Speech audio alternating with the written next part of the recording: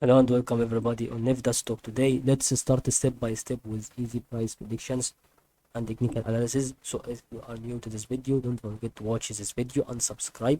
So I think it is going to be returning back to think about this is a 3-minute update on NVDA stock, okay, or NVDA stock.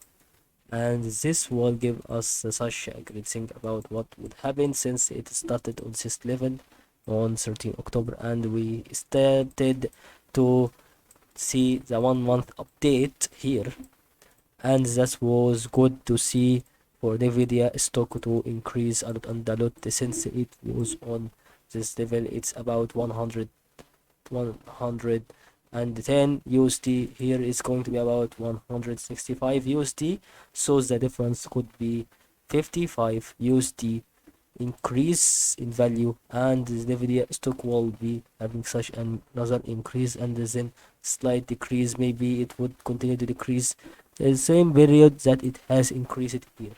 Hope you benefit from this video.